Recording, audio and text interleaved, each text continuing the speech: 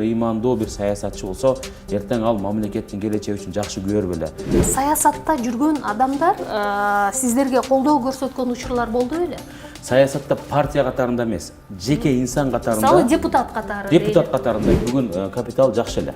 Адеп Башаты фондун Фетхуллах Гүленге дагы байланыштырып жүрүшөт. Мен тизесине тиземди бүгүп отуруп сабак алган эмесмин. Бүгүнкү күндө Кыргызстандагы кишинин окутуулары, китептери тыйылган эмес кайсы бир деңгээлде. Мамлекет болгондон кийин мамлекет динден ажыраган десе деле, бирок бар мамлекет диний абалды көзөмөлдөш керек. Эми бул ушундай деп айтайынчы, ачыктан ачык мындай айтып келип туруп үн чыгарып, силер бул жерге аралашпагыла, силерди биз албайбыз, кирбейсиңер, кошпойбуз деген нерсе ачык айтылбайт. Саясат арам саясаттан, жана шайтандан Кудай сактасын деп айтат. Арам саясаттан. Марс мырза, саламатсызбы? Атайын убакыт таап маектешүүгө макулдук бергениңиз үчүн ыраазычылык билдирем. Мен бүгүн сизден ушул Адеп Башаты фондунун ишмердүүлүгү, анан азыркы бир фондко байланыштуу коомчулукта айтыла калып аткан бир сын пикирлер боюнча суроолорго жооп алгым келип турат. Адегенде фонддун ишмердүүлүгү жөнүндө сурайынчы. Мына 2003 жылы бул фонд ушул чет өлкөдө мындай диний бир мыкты билим алып келген, өзүңүзгө окшогон жаш жигиттердин демилгеси менен уюшулган экен. Анын башында өзүңүз турган экенсиз. Анан бул фондду уюштурууда алдыга койгон максат эмнеде болду эле? Рахмат, биринчиден ушул чакырганыңызга чоң рахмат. Мээримдүү жана ырайымдуу жараткан Атаңыз менен баштайын. Ар бир маегибизде берекелүү болсун. Иншалла. Буюрса, Адеп Башаты фонд деп, Адеп Башаты деп мен атап турбайбы, адептүүлүктүн башаты башталышы деп. 1992 жылдан 2002 жылдын күзүнө чейин окудум Египетте, Аласкар университетинде. Мен менен катар бир катар кыргызстандык биздин досторубуз, жигиттер, агайыны, бир туугандарыбыз окудук. Максатыбыз элибизге, динибизге жакшы кызмат кылайлы деген максат болду. Бүтүрүп келгенден кийин бул жака келдик, карадык, кимибиз муфтиятта иштейт экен, кимиси университетте иштейт. Анан мен дагы 2-3 киши, 3-4 киши эле отуруп, анан биз деле анда коомго бир пайдабыз тийсин, биз деле бир ачып ошол учурларда эми чыгып келаткан фонд деген түшүнүк бар болчу. Коомдук фонд, прогрессивдүү фонд деген. Анан кеңешип отуруп, анан ошол өзүбүз эле фонд ачып, анан атындагы көп ойлонуп отуруп, кеңешип отуруп, анан Адеп Башаты деп коелу деп койгонбуз. Логосун өзүбүз отуруп ойлондук, улуттук колорит болсун деген эмени койдук. Динибиз менен каада салт, элдин баалуулуктарын, улуттук баалуулуктарды бирге айкалыштырып алып кетели деген максат болду. Негизги максатыбыз дагы элибизге, журтубузга, ошол динибизге, ошол ыймандуулукту, руханий баалуулуктарды, ошол эле учурда унутулуп бараткан кээ бирки тарыхый бир эмедеги мындай исламдын абдан жакшы баалуулуктары бар. Ошол адеп ахлак баалуулуктарын дагы көбүрөөк жаюу маселеси болду да. Албетте бул Курандан алынат, албетте бул пайгамбарыбыздын сүннөт жолунан алынат, сахабалардан, улуу инсандардын жолунан, өрнөгүнөн алынган бир эме деп, чындыгында анан эң негизги бир эмеси ошол өзүбүздүн ушул окуп келген жигиттер, достор бүгүнкү күнгө чейин иштеп атабыз, Кудайга шүгүр. Иштеп атабыз дегенде мен бүгүн расмий жок болсом да, бирок негиздөөчүлөрдүн катарына киргендигим үчүн мени көргөндө эле бул Адеп Башаты деп айтат. Анан ошентип элдин оозуна алына баштады, Кудайга шүгүр, жергиликтүү демөөрчүлүк менен деген эмени койдук, принциптерди койдук өзүбүзгө. Анан оңойго турган жок, кыйналдык башында, мындай өзүбүздүн, мен өзүм жеке атам, раматылык атам канча жолу ошол каржылап дегендей, менин жашоомду, мен өзүм үй бүлөм менен келгем жашмын, өзүмдүн жашоомду каржыласа, спонсорлук кылып, ошол эле учурда ишмердүүлүктө дагы бир топ мындай жардамын берип, мындай ушундай бир эме кылды. Анан ошол сыяктуу жергиликтүү ага ини бир туугандарыбыз кийин эл кылды. Себеби максатыбыз таза болчу, ниетибиз таза болчу. Эч кандай саясаттан алыс, элдин руханий баалуулуктарын, мындайча бүгүн кайсы бир эл эгерде руханий баалуулуктардан аз, мындайча кем кала турган болсо, ошол эл өспөйт деген маселе. Ошол элдин келечеги жок дегендик нерсе. Ошол руханий баалуулуктар эмне дегенде биздин түшүнүгүбүздө бул ыйман, адеп ахлак маселеси, дин маселеси болчу. Бул мунун артынан да бир саясат чыгарыштын кажети жок да негизинен. Бул демек бир теократиялык, исламий бир мамлекет түзүү маселеси жок. Кудай андан арылсын, андай бир нерселерден баягы туура эмес түшүнүктөрдөнчү. Андай нерсе жок, жөн гана Алланын ыраазылыгы үчүн деп элибизге, журтубузга кызмат кылуу маселеси болгон руханий жактан. Мына эми бул фонд иштеп аткандыгына 2003 жылдан бери бир 2 жылдан кийин буюрса 20 жыл болот да, Буюрса. Анан албетте бир ыйман маселесинде абдан чоң ишти жасады, бирок болбой эле коомчулукта соңку бир 4-5 жылдан бери деп айталы, бирок өзгөчө акыркы 1-2 жылдын ичинде бул фонд мындай саясатташып баратат. Булар подпольеде иш жүргүзүп, бирок саясий процесстерге тымызын таасир берүү аракетин көрүп жатат, ал түгүл таасир этип жатат деген дагы пикирлер айтыла баштады да. Анан мындай пикирди мүмкүн сиз өзүңүз деле баамдап угуп жатсаңыз керек, бул ойго кошулат белеңиз? Жок, мен бул ойго кошула албайм. Эмнеге дегенде ар бир фонддун ишмердүүлүгүндө мындай айтканда анын келе турган булагы, финансылык булагы сөзсүз түрдө болуш керек, максаты болуш керек. Мен максатты ачык айттым. Биздин максатта саясат жок. Биз эч качан фонд катарында иштеп аткан ошол жердеги биздин агайлар деп айтабыз, жигиттерибиз, устаздар деп айтабыз. Эч качан саясатка аралашып, барып, бир партия түзүп, же болбосо бир саясий максат менен келип мамлекетке бизде салым кошойлу деген ниетибиз да жок. Биз коомдук негиздеги диний уюм катарында бүгүн катталып отурат.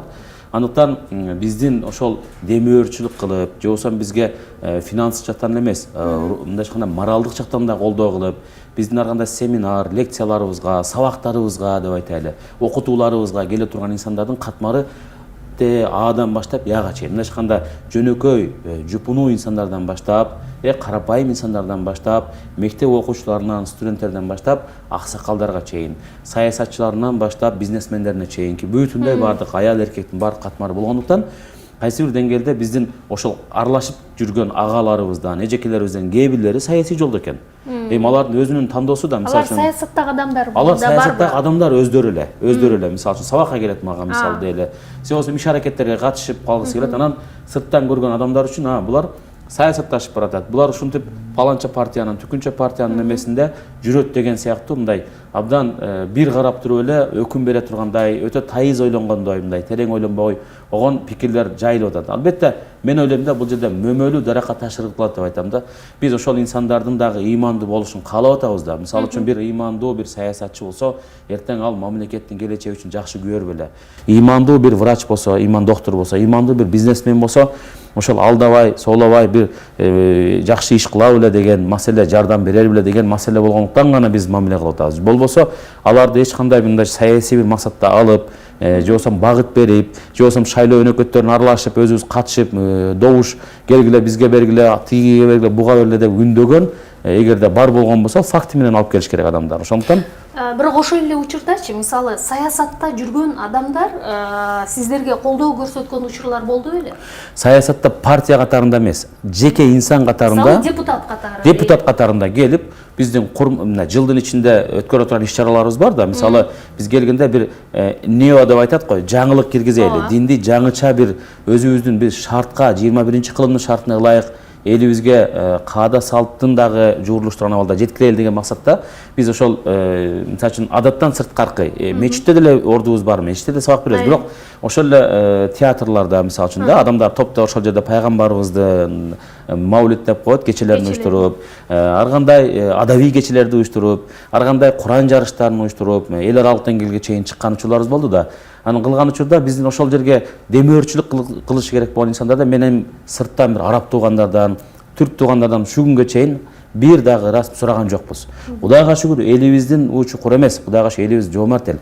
Ошолордун ичинен саясатчысы болобу, бизнесмен болобу, бүт баары кол кабыш кылып жардам бергендери болду.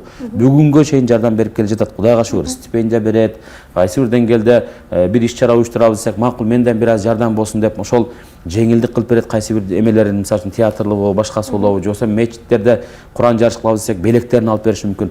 Бул деген саясатташуу деген эмес да. Бүгүн канчалаган фонддор дагы бар, уюмдар бар. Алардын ичинде ошол эле депутаттар деле бар, ошол саясатчылар деле кол кабыш кылып атат, жардам берип атат. Аларды кайтылбайт дагы, анан келип эле кайрылы адеп башаты дегенде баягы мен ойлойм бул жерде бир гана көрө албастыктан башка бир эме, же болбосо кызгануудан башка бир эме деле нерсе жок деп ойлойм. Туура эмес түшүнүп аткандарга ошол туура эмес багыт берип аткан инсандар себепкер болуп окшойт деген гана ой.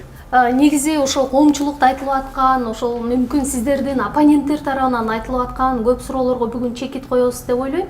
Айрым учурда ушул бир катар Адеп Башаты гана эмес, Кыргызстандагы бир топ диний уюмдар бар да, алардын курамында жалаң гана аялдардан турган фонддор бар. Анан дээрлик көпчүлүгүн, анын ичинде Адеп Башатындагы мисалы араб фонддору, Аравиядан эң чоң олигархтар, байлар келип акчасын сунуп атат. Анан бул фонд ушул каржылык жактан отчет бербей жатат деген дагы пикирлер айтылып атат. Ушуга дагы өзүңүз жооп берсеңиз. Абдан жакшы суроо экен. Ушул күнгө чейин араб туугандардан биздин өзүбүздүн иш аракеттер, каржылык жана башка эмелерге алган жокпуз. Балким Рамазан айларында бул бир жолу же эки жолу атайын келип ооз ачар берип коелу дегенде деле макул берсеңер бергиле, момунтип абалды эле. Бирок биз көп аралашпай эле коелу деген учурлар көп болду.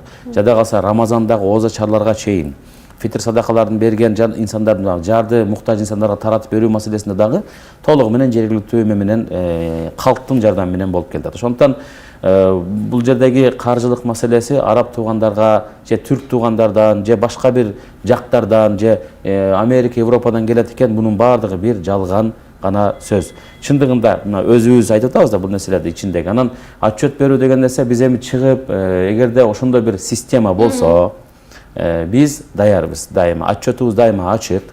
Биздики ушунчалык деңгээлде ачык. Фонд мүчөлөрүнө берип турат. Албетте биз демөөрчүлөргө, фонддун мүчөлөрүнө дайыма бул кварталдык же болсо жылдын ичинде бир 2-3 жол болсо дагы эмне кылабыз? Финансылык отчетубузду жылдын жыйынтыгында сөзсүз түрдө финансылык отчетторубузду беребиз. Канча киреше кирди, канча чыгаша болду. Биз ачык айта аласызбы? Мисалы, негизги баягы бир уставында кандай көрсөтүлгөн, бир капиталы кандай? Капитал, эми негизги капитал деген нерсе мындай Кыргызстан боюнча деген капиталды айтып эме кылыш азыркы эмеде мен эсимде жок, бирок албетте Кудайга шүгүр бүгүн капитал жакшы эле. Ушул маанайда айтайын, айланып жаткан капитал эмеси жакшы эле. Айланып жаткан дегенде стипендия менен мейли жардам бунун баары кайрымдуулук да. Кайрымдуу болгондуктан мен күнүнө канча кайрымдуулук келип атканын кээде билбей калабыз. Эмне дегенде ал жерде учет калынат, мен билбей калып атам. Балким ошонун үстүндө туруп аткан бүгүнкү күндө фондду жетектеп аткан жигиттерибиз, алар дайыма учет калып, аны жазып, мына ошондо кирген, чыккандарына чейин, тыйынына чейин эсептеп аткан учурлар аны көргөндүктөн бүгүнкү күндө ошол демөөрчү ага эжелерибиз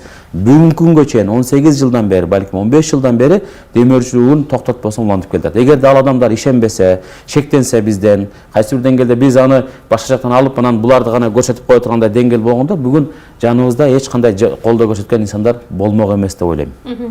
Марс мырза, анан ушул Адеп Башаты коомдук фондунун негизги мындай артыкчылык берген багыттары кайсылар?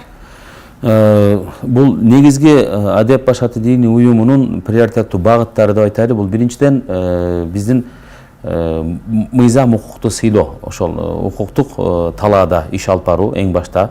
Анын багыттарыбыз диний билим берүүнү жакшыртуу, мисалы үчүн ошол эле учурда адеп ахлак нормаларын жогорулатуу үчүн ар кандай иш аракеттерди уюштуруу, бул мейли китеп жарышы болсун, биринчи жолдон болуп мына Москва жергесине чейин барып ошол жерде мындай 6000 кишилик чоң Крок Сити холдордо пайгамбардын мавлид кечелерин уюштуруп атабыз да. Бир 700 миңден ашуун калкы болгон, биздин мигранттар болгон жашаган жерде абдан көп проблемалар бар. Үй бүлө баалуулуктарын сактоо маселесин назарга алып атабыз. Кече жакында дагы спорт сарайында чоң бир иш-чара болду, үй бүлөгө байланышкан, чоң театрлаштырган. Анан маданият, санат колдоо маселеси бар, муну да буруш керек. Ошол эле маалымат жордон бүгүнкү күндөгү соц тармактары болсун, эмелерде активдүү иш алып баруу бар. Анан өзгөчө мындай жаштар менен иш алып баруу биздин негизги бир багытыбыз, приоритеттүү. Анан аларга албетте стипендия менен колдойбуз аларды, ар кандай иш аракеттерди уюштурабыз, семинарлар бар, телевидение, радиолор аркылуу байма-бай чыгуунун жолдорун издеп атабыз. Анан аял заты, өзгөчө аял затына байланышкан, келечекте эне боло турган кыздарыбыз менен байланышкан абдан көп иш-чараларыбыз бар. Ушул багытта биз дагы деле алсыз болуп атабыз деп ойлойм, себеби аял затына мындай ичиндеги проблемаларын, көйгөйлөрүн чечүүдө биз толук кандуу биз ойлогондой иш алып бара албай атабыз. Буга тоскоолдуктар көп абдан эле, материалдык жактан болушу мүмкүн. Ошол учурда бүгүнкү күндө балким ой жетип атат, кол жетпей аткан учурларыбыз көп болуп калат. Анан адистердин аздыгы болуп атат бизде, мисалы үчүн аял затынан көбүрөөк ушундай күйүнгөн элге кызмат кылган сиз сыяктуу эжекелерибиз көбүрөөк чыкса карындаштарыбыз деген ойда. Ошондуктан активдүү бир катмар өзгөчө мына эме кылат. Анан этикалык адеп ахлак, анан руханият, анан тынчтыкка, диалогко көбүрөөк ачык экендигибизди айтып атабыз. Ушу приоритеттүү багытыбыз. Тынчтыкты сактап, анан эң негизгиси биз эч кимге зыян бербейли.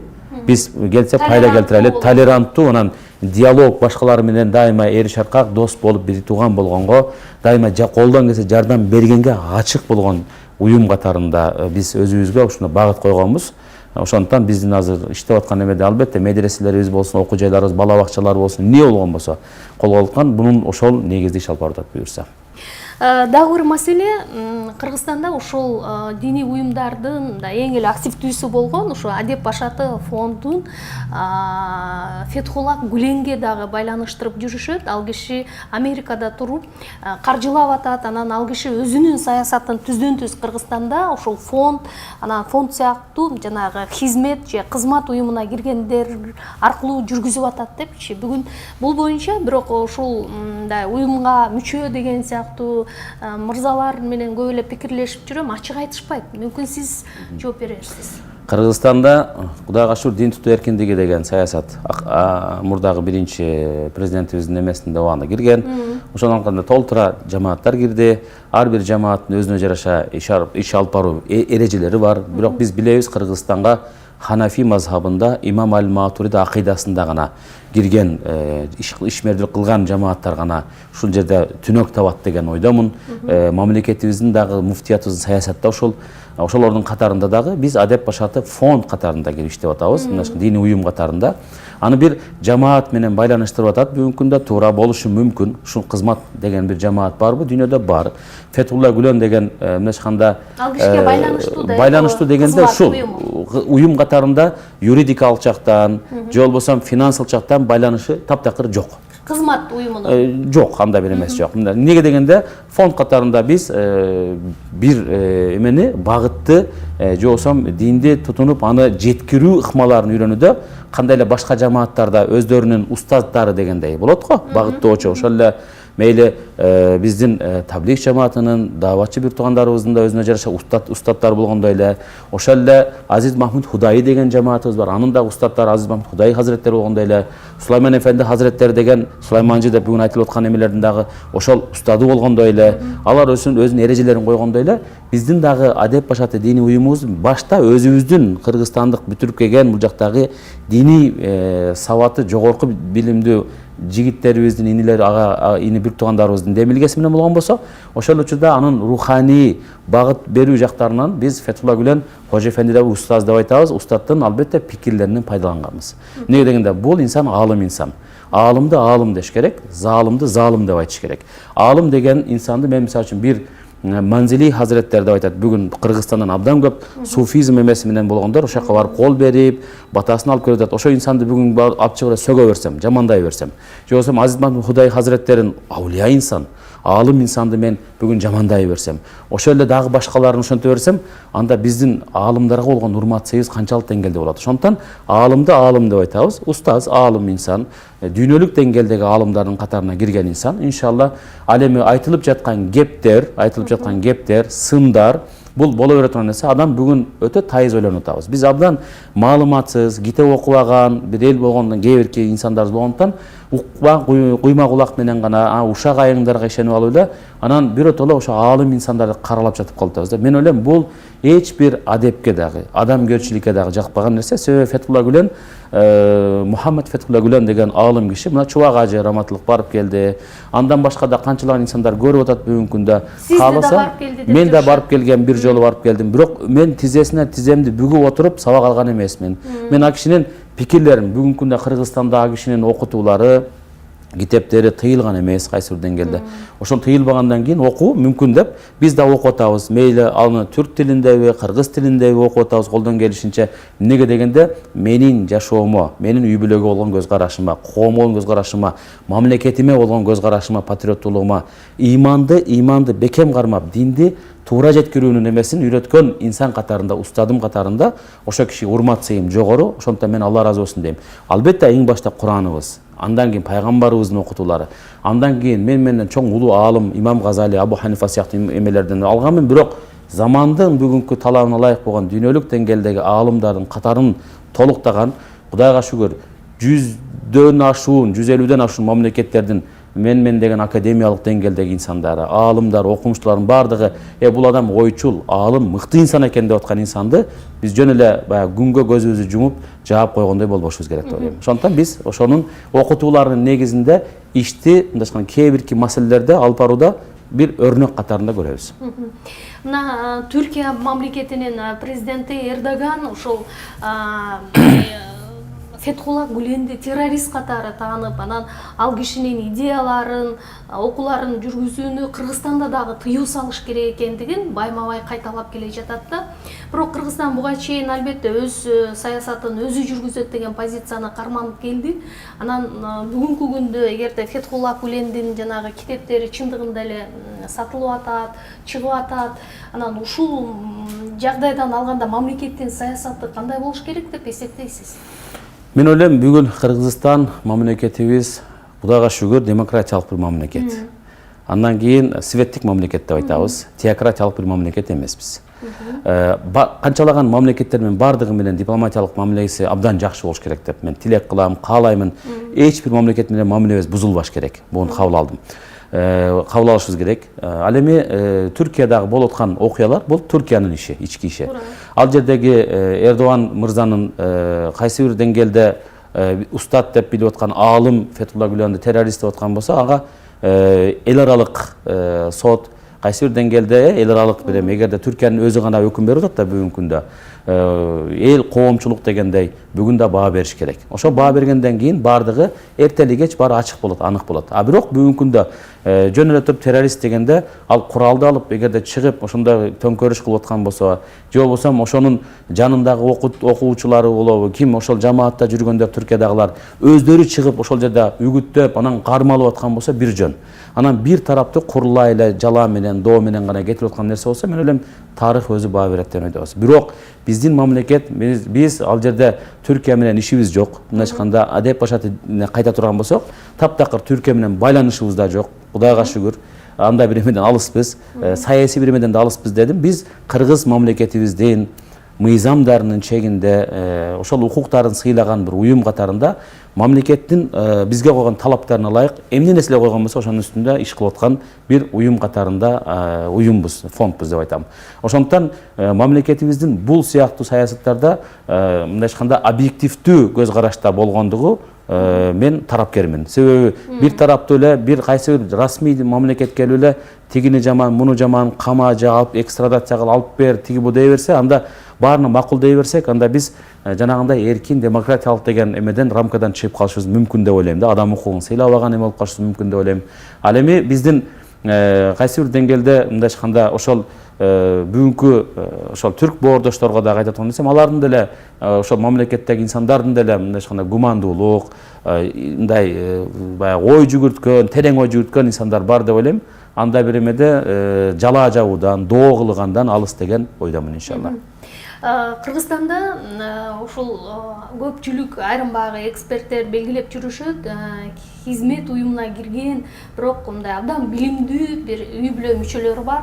Булар ошол эле Адеп башаты, Жия бизнес бирлиги, Марал радиосу жана Сапат эл аралык мектептери депчи. Анан ушул эгерде ушул үй бүлө мүчөлөрүн бириктирген башкы идея, баалуулук эмне деп ойлойсуз? Чыны менен эле ошондойбу? Мен ушуну айтмакмын да, Марияшчы. Бул жерде эгерде фонд деп же уюм деп же билим берүү мекемеси деп карай турган болсок, бул расмий мамлекет, кыргыз мамлекет, Кыргызстан мамлекетибиз юстиция министрлигинен каттоодон өткөн, же кайсы бир деңгээлде билим берүү министрлигиненби, айтор же болсам дин иштери боюнча мамлекеттик агенттиктен өткөнбү, катталган уюмдар катарында эле кабыл алынган кыргыз мамлекетибиздин келечеги үчүн кызмат кылган бир уюмдар деп билебиз. Бирок бириктирип аткан баалуулуктар барбы десе, мен ойлойм кыргыз мамлекетиндеги баалуулуктар кандай болгон болсо, биздин иш алып барууда элибиздин ыйманын, адеп ахлагын, келечегин бир саламатта, бүтүнчүлүктө көргүбүз келет чындыгында. Баалуулуктарыбыз эмне? Демек патриоттук сезим менен ыйманыбыздын жакшы бир талабына ылайык адеп ахлактуулукту, руханий баалуулукту таратуу гана орток бир эмебиз деп ойлойбуз. Адам укугу деген нерсени сыйлап, инсанды инсан катарында сыйлаганга милдеттүү бир bir уюм бу же болбосо жамаат катарында болушубуз керек деген ойдомун. Мен баардыгын алып келип бир үй мөкө салгандан алысмын. Андай нерсе жок. Баардыгы бир үй бүлө мүчөсү да, туура? Үй бүлө мүчөсү дегенде кабыл алынат, туура. Эмнеге дегенде Жия бизнес ассоциациясы бул өзүнчө ишкерлер үчүн деп ачылган бир фонд, уюм. Ал жерде балким башында ачып аткан учурдагы негиздөөчүлөр, инсандар ошол кайсы бир деңгээлде Фетхулладан Хожа Эфендинин деп устаздын кээ бир пикирлеринен бүгүнкү бизнес дүйнөсүнө, Кыргызстанга экономикасына кандай салым кошуу жагынан абдан сонун идеяларды алып келип ошону ачкан болушу мүмкүн. Бүгүнкү күндө ал таптакыр өзүн өзү айлантып кетип аткан, коомдун да пайдасын мындай айтканда колдоосу менен кетип аткан бир ассоциацияга айланды. Мындай айтканда өзү экономикага салым кошуп аткан ишкерлер да, туура? Албетте. Бул экономикага эле, мамлекетибиздин мамлекеттиктине салым кошкон эле инсандар. Ал жерде башка эч кандай бир максат жок деп ойлойм. Ошондо баалуу улуттарыбыз мамлекетибиз үчүн кызмат кылуу. Эң сонун. Ал эми мисалы азырдагы коомчулуктагы маселе, мына сиз деле өзүңүз сабаттуу адамсыз, анан билим берүү тармагында дагы мындай чоочу киши эмессиз. Сапат эл аралык мектептери боюнча дагы сурагым келип атат да. Дегеним, Орхон бейдин кармалып кетиши менен азыр Кыргызстанда бул мектептердин тагдыры эртең кандай болду экен деген дагы жагдай ойлондуруп жатат да. Буга кандай? Мен билбейм. Мен бир ата-эне катарында да жооп берейин. Менин балдарым, балам ушул мектептерде окуйт. Неге дегенде атайын ошол биринчиден мен билимдин күчтүүлүгүнө, экинчи эң негизги бөлүгү таалим тарбиянын жакшы жөнгө салынгандыгына. Канчалаган бүгүн эл аралык мектептер болушу мүмкүн, караңыз, мен ысым бербейм. Болушу мүмкүн. Бирок бул жерлердеги тарбиялык маселе мындай айтканда жакшы жолго коюлбагандыктан, бул практикадан өткөнчө айтам, илимдүү, билимдүү болуп, англис тилин мыкты билген, бирок бир таалим тарбия руханий бир эмес болбогондуктан, анын бир эме катарында, ата катарында, ата-эне катарында мен ал жакта ыраа көрбөйт элем балдарымды. Ошондуктан мен сапатка бердим. Сапаттын дагы мен ойлойм бул жерде бул Кыргыз мамлекетинин билим берүү мекемеси. Кыргыз мамлекетиндеги билим берүү министрлиги дагы биргелештирип учредитель негиздөөчү катарында болгон мекеме деп билем.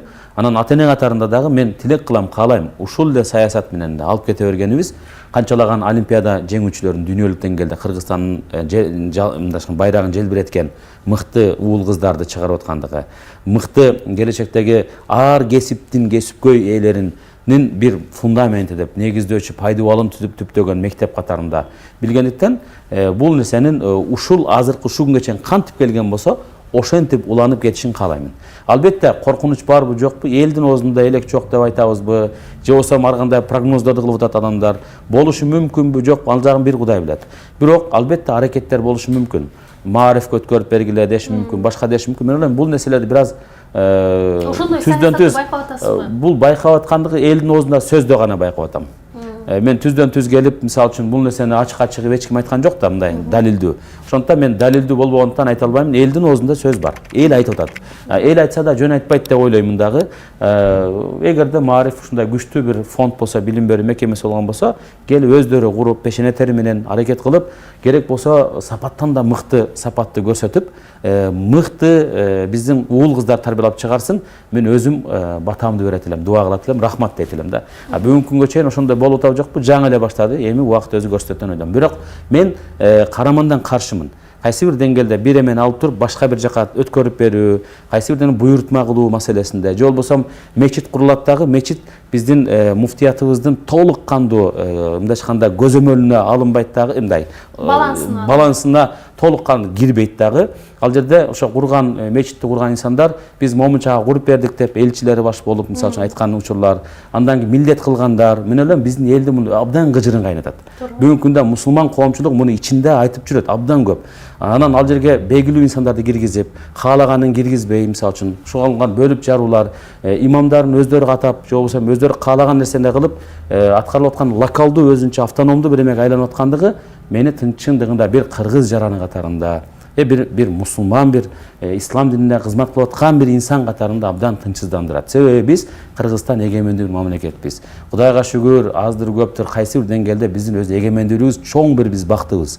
Ошол эле учурда биздин 3000ден ашуун мечитибиз болгон болсо, ошонун баардыгын биз мен жеке өзім ушинтип ойлойм, биздин муфтиятыбыздын тамынын алдында болуш керек. Албетте бул болуп атат деп кагаз менен көрүнгөнү менен, бирок факт болгон нерселерде кээде ушундай болуп көрүнбөй калат. Ошондуктан каалайт элем, сапат болобу мейли, башкасы болобу, мечиттери болобу, айтор эмне болсо да Кыргызстандын боёгу менен боёлуш керек, Кыргызстандын мыйзамдарына баш ийиш керек, жана ошондой эле биздин өзүбүздүн бул жактагы тиешелүү жетекчилердин көзөмөлүндө болгондугу абзел деген ойдомун.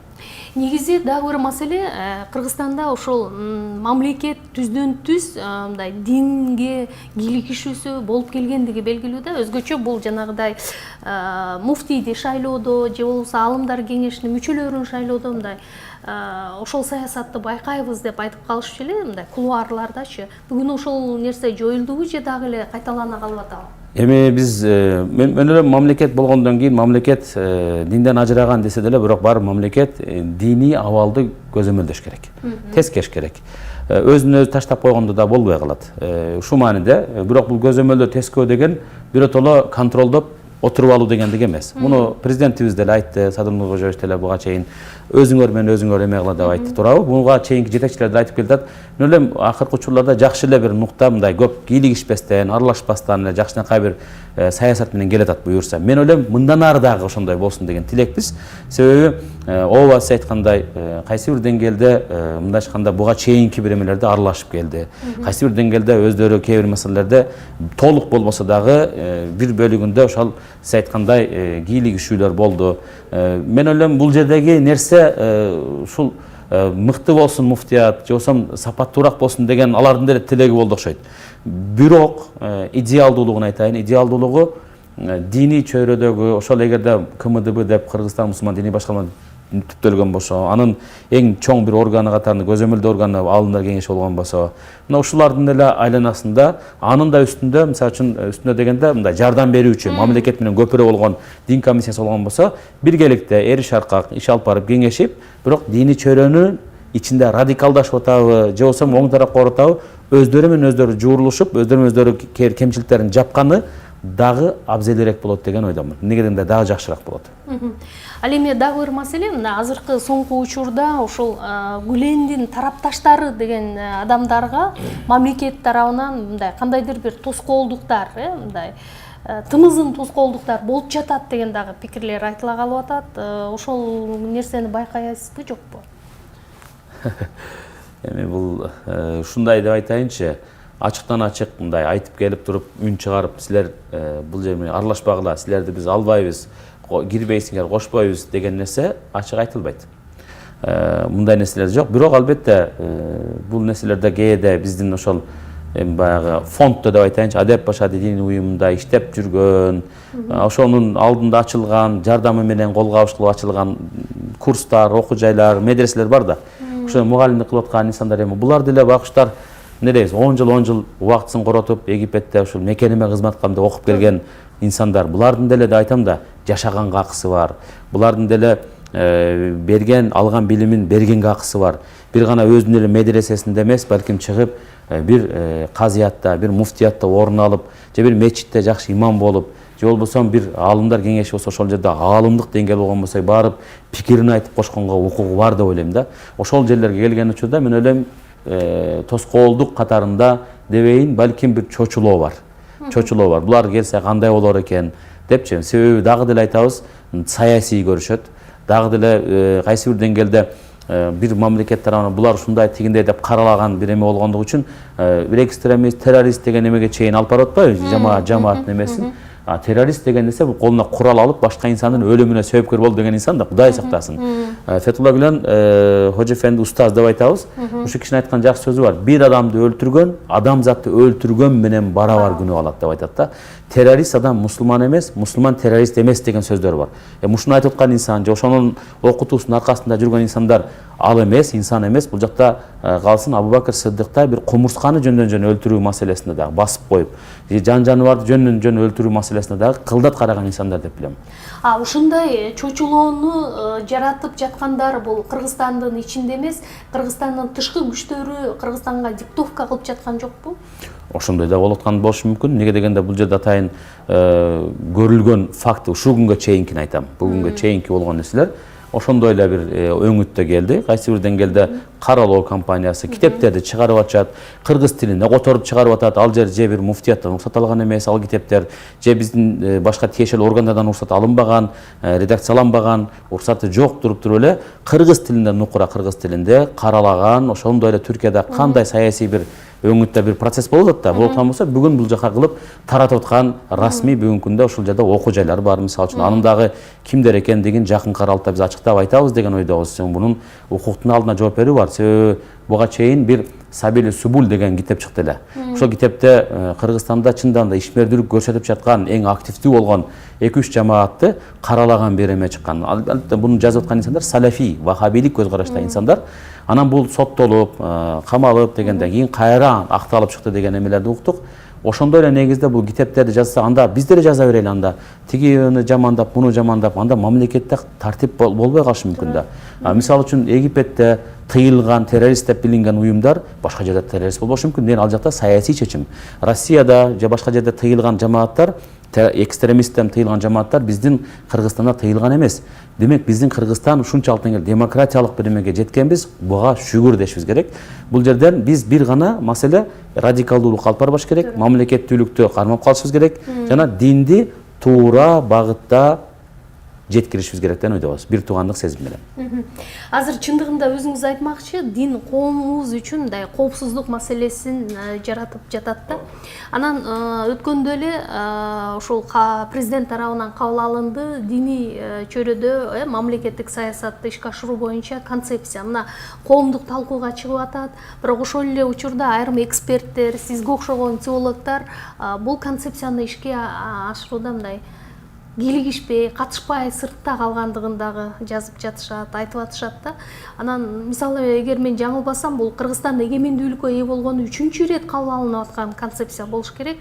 Анан неге мындай чийки болуп жатабы же биз бул маселеге келгенде кайрадан эле чала сабаттыгыбызды көрсөтүп атабызбы?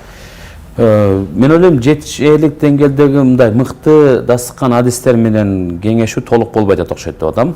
Коомдук пикир. Сиз өзүңүз катыштыңызбы, чакырылдыңызбы? Мен расмий чакырылган жокмун, сөздүн ачыгы. Бирок буга чейинки эмелерде талкууга баргам, чакырылгам буга чейинкисинде. Аралашкан активдүү. Мисалы үчүн бул 2014-2021 жылга чейинки мурункусунда концепцияда чындыгында Молдалиев агайдын демилгеси менен ошол ишке ашып, ошол убакта Атамбаев Алмаз мырзанын президенттик алдында болгон эмеде абдан активдүү катышып, жада калса ал жерде имамдарды кайра бир квалификацияны өткөрүү курстарында аттестациялык эменин жетекчиси болуп да жүрдүм, иштедим, эмгектендим. Абдан жакшы үзүрлүү, жакшы натыйжасын көрө алдык. Ошол эле стипендия бөлүп берүү маселелери болду. Абдан жакшы жылыштар болду. Биринчиси бир аз камыраак болгон болчу, экинчисинде бир топ алгылтуу иштер болду, бирок ал аягына чейин толук чыкпай калды. Анан үчүнчүсү азыр эми коомдук талкууда анан чектүү гана адистердин, эксперттердин гана эмесинде болуп атат дагы. Сиз айтканда балким дагы чийки болуп калабы деген коркунучум бар. Бирок толугу менен али эме кыла элекмин, мындай аягына чейин таанышып чыга элекпиз. Кээ бир кемелерин таанышып атабыз. Мындан ары дагы катышабыз деген ойдобуз. Эмне дегенде антпесек дини бардыгыбыз үчүн камтылган бир маселе. Ошондуктан бул жерде сиз айткандай ар тараптан болгон ар кандай пикирдеги динге кызмат кылып аткан, кайдыгер карабаган инсандардын дагы эксперттүүлүгү өтө маанилүү, жардамчы болгону. Туура. Анан президент өткөндө дагы белгиледи, Кыргызстанда диний билим берүүгө мектептерде артыкчылык беришибиз керек депчи. Мен жаңылбасам бул маселе соңку бир 5 жылдан бери эле байма-бай көтөрүлүп келе жатат. Каршы болгондор да бар, колдогондор да бар. Анан сиздин оюңуз боюнча муну ишке ашыруунун бир идеалдуу модели кандай болуш керек? Буну дагы ачыктап башкача суроо бергенде кантип бере элеңиз? Мисалы мен дагы ошону эме кылайын да. Анда дини ошол билим берүү мектептерге зарылбы, диндердин тарыхы керекпи? Эмнени окутуш керек? Ооба. Мен жөн гана сураганым, кечиресиз, бул жерде себеби суроо аркылуу көп жооп алсак болот дегеним да, суроолордун түрдүүлүгү аркылуу көп. Бүгүнкү күндөгү коомдогу жаштардын абалы, келечек муунубуздун абалы, илгери Советтер Союзунун учурунда кайсы бир деңгээлде мындай алардын этикалык жактан ар кандай бир сабактарды киргизип, комсомол, октябрят, пионер деген эмелер аркылуу аларды дайыма толук кармап турчу жан эмесин, эми туура эмес идеология болсо дагы. Бирок бүгүнкү күндө ал нерсе болбой калгандыгына байланыштуу биздин жаштар өзгөчө окуучу кезиндеги инсандар мына руханий жан дүйнөсү, дин таануу эмеси ар бир инсандын дүйнөсүндө, жан дүйнөсүндө бар да бул муктаждык бөксөрүп калды да. Ошондуктан булар ар нерсе менен толтуруп атат. Кимиси компьютерлик оюндар менен, кимиси дагы наркомания, аракечтик, жана жыттап атат дегендей.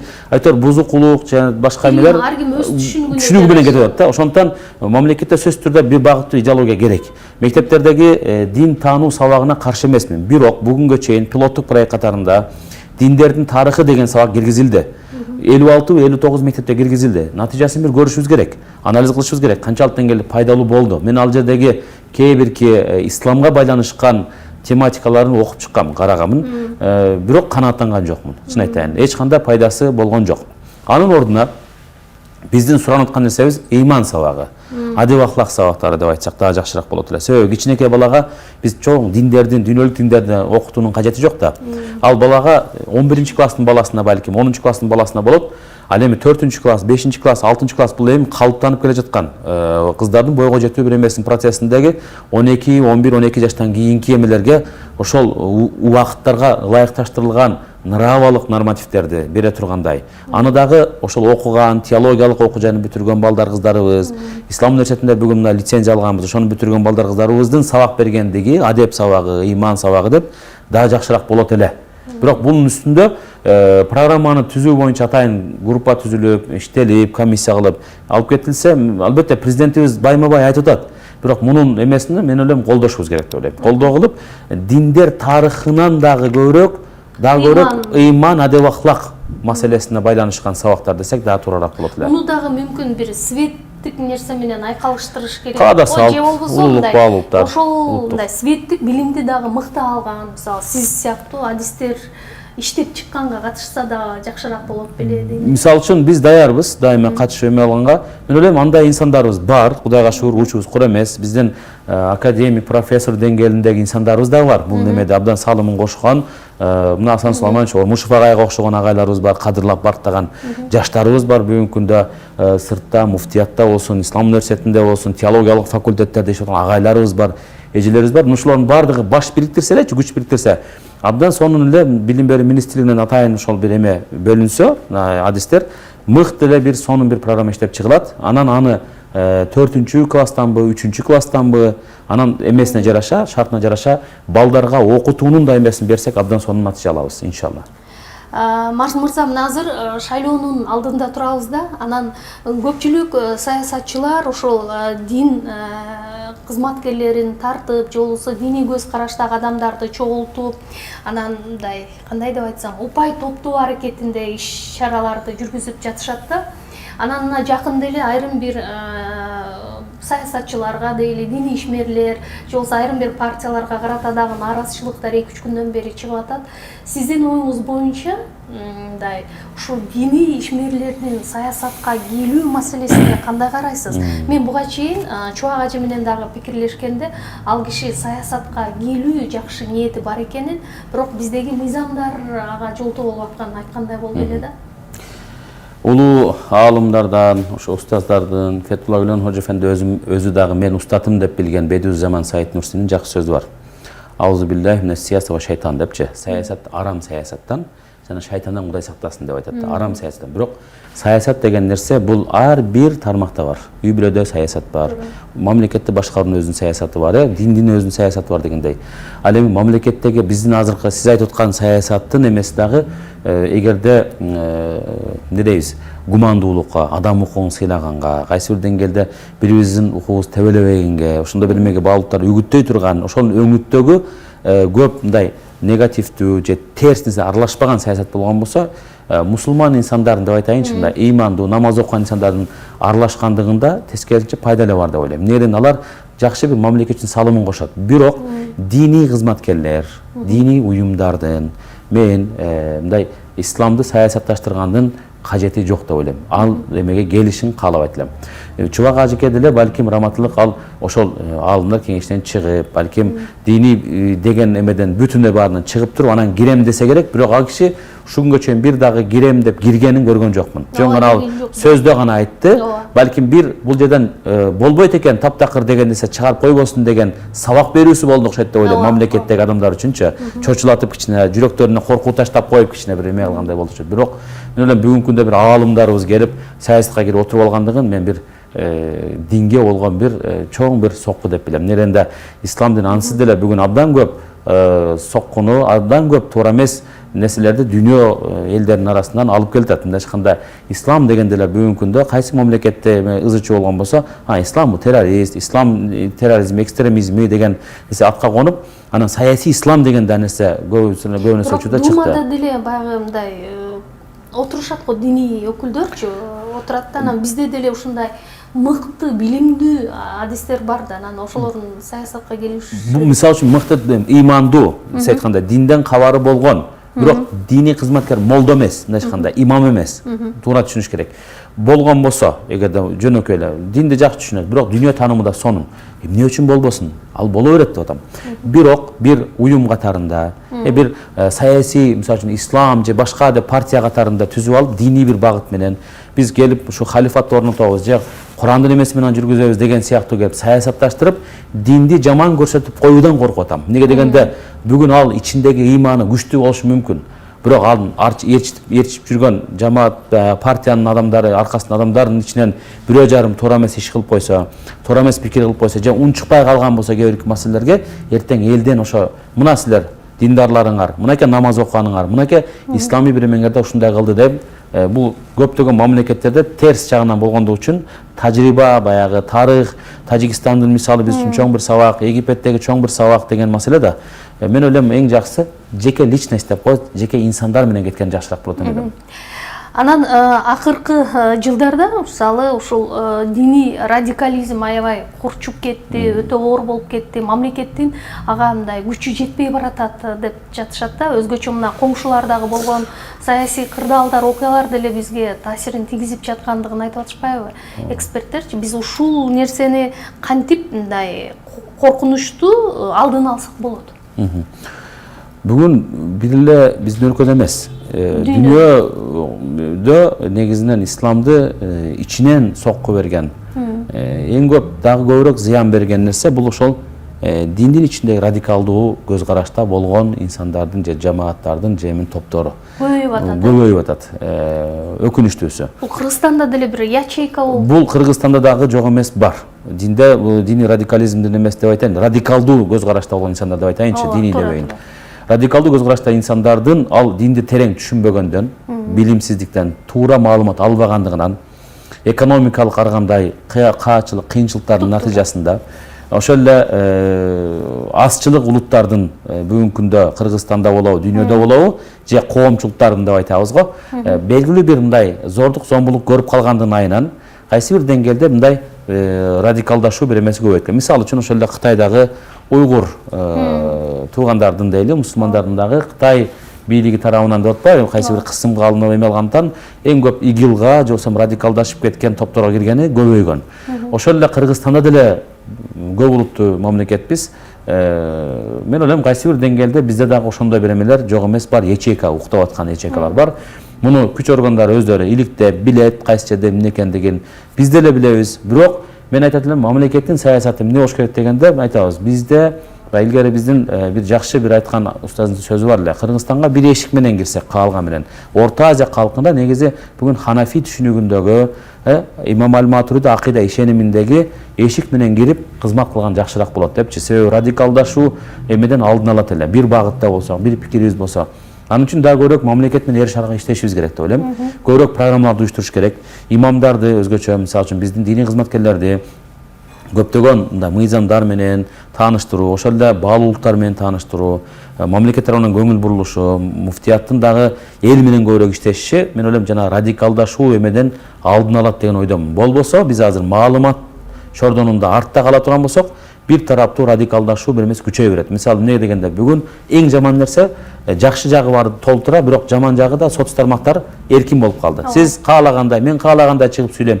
Тиги жерден дагы маалымат эмесин бере турган эмесин көпчүлүгү радикалдуу топтордун эмеси көп болот. Ошондуктан алар инсандар карапайым калкта күнөө жок. Алар алып ачып эле кирип окуганда, көргөндө биринчи ошо радикалдуу топтордун маалыматтарын алып атат дагы, алар да радикалдашуу бир эмесине барып атат.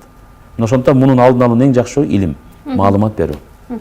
Бул нерсени ушул Кыргызстан мамлекеттин негизги саясаты катары иштеп чыгып жасашы керек. Ооба, анын диалогго ачык болушубуз керек. Мисалы үчүн мен бир мусулман катарында, диний кызматкер катарында бир динге ишенбеген, же болбосо бир христиан, же болбосо да башка бир диндин өкүлүнө эмне үчүн бир жиркенич менен, же болбосо эмне үчүн бир мындай душман көз караш менен карашым керек. Ал инсан назары менен карашым керек. Бул түшүнүккө барганда гана жакшы бир натыйжага жетебиз деп ойдобуз. Албетте бизде көп конфессиялуу да мамлекетпиз. Конфессиялар да көп, аны кабыл алышыбыз керек. Мен ойлойм, кээде ошондой көп болгон учурларда дагы ислам дининин баалуулуктары дагы көбүрөөк бекем жашалат экен. Кайсы жерде? Эгерде бир тараптуу эле бирөңчө эле мусулмандар көп бир тараптуу болгон эме болгон болсо, алсырап кетүү да коркунучу бар деген да иликтөөлөр бар. Ошондон муну да эске алып коюшубуз керек деп ойлойм да. Чоң рахмат анда, ишиңизге ийгилик каалайм. Рахмат сизге дагы, ийгилик сизге дагы.